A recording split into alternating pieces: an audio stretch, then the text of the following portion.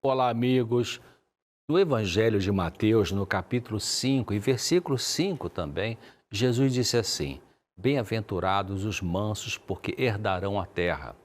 Também em Mateus, capítulo 11 e versículos 28 e 29, ele disse assim: Tomem sobre vocês o meu jugo e aprendam de mim, pois sou manso e humilde de coração, e vocês encontrarão descanso para as suas almas. Vamos pensar sobre a mansidão. No próximo episódio do Claramente, eu completarei as ideias sobre esse assunto. Vou usar algumas ideias do pastor Gavin Anthony, textos inspirados e minhas ideias também. Bem-vindos ao Claramente. Qual definição podemos dar de uma pessoa mansa? Uma pessoa mansa tem capacidade de suportar danos com paciência e sem ressentimentos. Podemos dizer que ela aguenta insultos sem perder o controle emocional. Você aguenta? E o que é o contrário de ser uma pessoa mansa? É ser rixosa, briguenta, grosseira. A cultura consumista, materialista e capitalista não respeita e não valoriza as pessoas mansas, nem a cultura socialista. Os dominadores de nações ditatoriais desrespeitam qualquer um, especialmente os que se opõem ao regime ditador. Também vemos que, no mundo empresarial, a exaltação é sobre os indivíduos agressivos dos negócios e prepotentes, com exceções, é verdade, mas valorizam os que aceitam trapaças desde que isso produza crescimento da empresa. Em nossa sociedade, os mansos são colocados de lado porque não produzem dentro do conceito mesquinho de produção materialista. Até no campo da teologia, existe influência materialista quando igrejas pregam a teologia da prosperidade que envolve negociatas com Deus para fins de ganho financeiro. Mas o Deus da Bíblia não faz isso com seres humanos. Pessoas mansas são vistas em nossa sociedade como bobas, ingênuas, facilmente passadas para trás. Entretanto, a mansidão é uma das características mais poderosas do Senhor Jesus e de seus seguidores sinceros. O sofrimento pode nos conduzir à mansidão.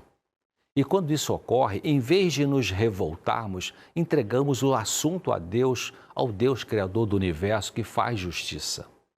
No livro O Desejado de Todas as Nações, a escritora norte-americana Ellen White, ela reforça isso dizendo assim: as dificuldades que temos de enfrentar podem ser grandemente diminuídas por aquela mansidão que se esconde em Cristo. Se possuirmos a humildade de nosso Mestre, estaremos acima dos menosprezos, das repulsas, dos aborrecimentos aos quais estamos diariamente expostos, e esses deixarão de lançar sombra sobre nosso coração. O mundo pode olhar com desprezo para as pessoas mansas, mas o Senhor Jesus as vê diferente. Veja o que a escritora continua dizendo: os que manifestam o manso e humilde espírito de Cristo são ternamente, ou seja, com ternura, considerados por Deus. Podem ser olhados com desprezo pelo mundo, mas são de grande valor aos seus olhos, aos olhos de Deus. Podemos ser feitos por Deus mansos quando passamos pelo quebrantamento. Quebrantamento significa chegar no fundo do poço da prepotência, da arrogância, do orgulho, da tentativa de resolver por si mesmo aquelas coisas que só Deus pode trazer solução. Quebrantamento significa experimentar a nossa derrota, limitação e impotência diante de alguma coisa, alguma atitude nossa ou de outra pessoa. Estando lá no fundo do poço, não tendo mais para onde descer, é que podemos, pela graça de Jesus, aceitar a ajuda dele e levantar. Ou a pessoa sobe ou ela morre fisicamente, emocionalmente, espiritualmente. Podemos obter cura profunda somente quando formos quebrantados pelas provas e dificuldades. E não só nós mesmos somos feitos mansos e humildes nessa experiência de quebrantamento.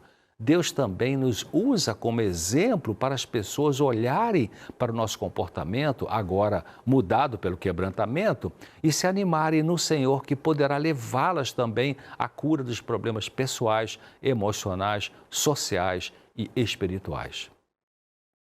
Deus permitiu que homens e mulheres relatados na Bíblia passassem por dificuldades e provações para que Ele, Deus, as pessoas e o universo observador pudessem ver quanta compaixão aquelas pessoas manifestariam pelos rebeldes. Só a graça de Jesus pode nos dar capacidade de não abandonar as pessoas que nos ferem e que de alguma forma precisam de nós. Seria fácil para muitos de nós, em muitos casos, nos afastarmos dessas pessoas tóxicas, que podem ser familiares, mas o Senhor nos pede que morramos para o nosso eu e não nos afastemos delas, a fim dele nos usar para a cura emocional e espiritual dessas pessoas e de nós mesmos. Veja esse outro texto de Ellen White que diz assim: o Senhor tirou a aflição de Jó quando este orava não só por si mesmo, mas por aqueles que se opuseram a ele.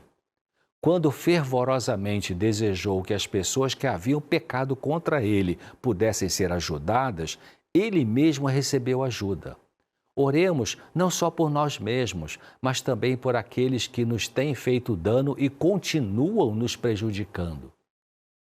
Nosso coração natural, a parte mais profunda de nossa mente, não quer amar os inimigos, pessoas que nos maltratam hoje ou no passado.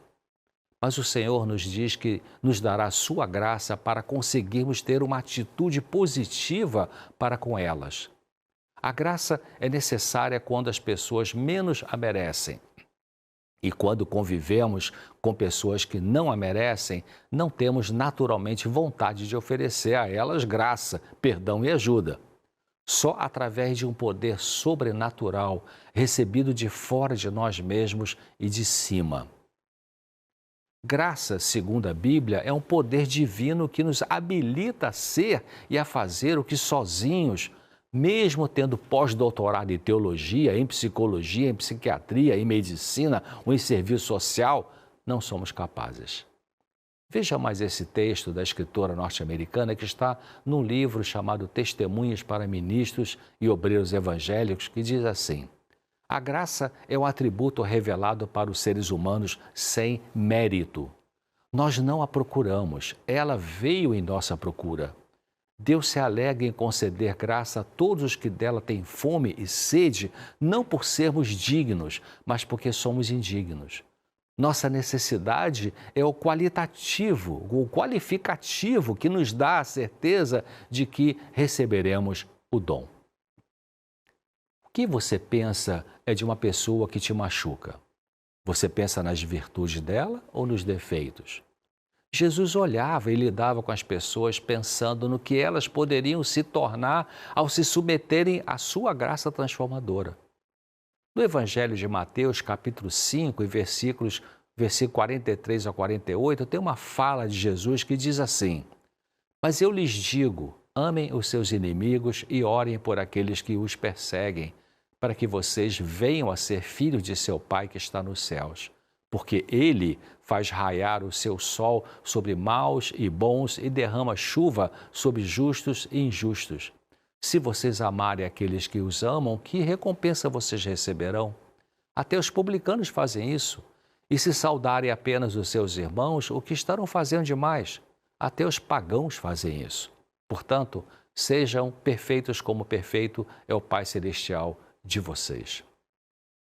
Amar os inimigos, orar pelos que nos maltratam e perseguem, fazer o bem aos que nos odeiam, só é possível pelo desprendimento pessoal. Isso é liberdade. Liberdade no sentido emocional de não ficar esperando o amor dos outros. Liberdade espiritual no sentido de ser feitos livres pelo poder de Deus quanto ao orgulho e desamor. Jesus não nos ordena a ter um sentimento caloroso pelas pessoas que nos causam problemas, embora isso possa acontecer pela ação da graça dele em nós. Amar inimigos pode significar não ter sentimento de euforia e muito carinho para com eles, mas sim ter atitudes específicas que revelam perdão, não ressentimento, cuidado e consideração. No próximo Claramente, eu vou concluir essas ideias e eu espero você, tá bom? Vou falar um pouco mais sobre mansidão e até lá.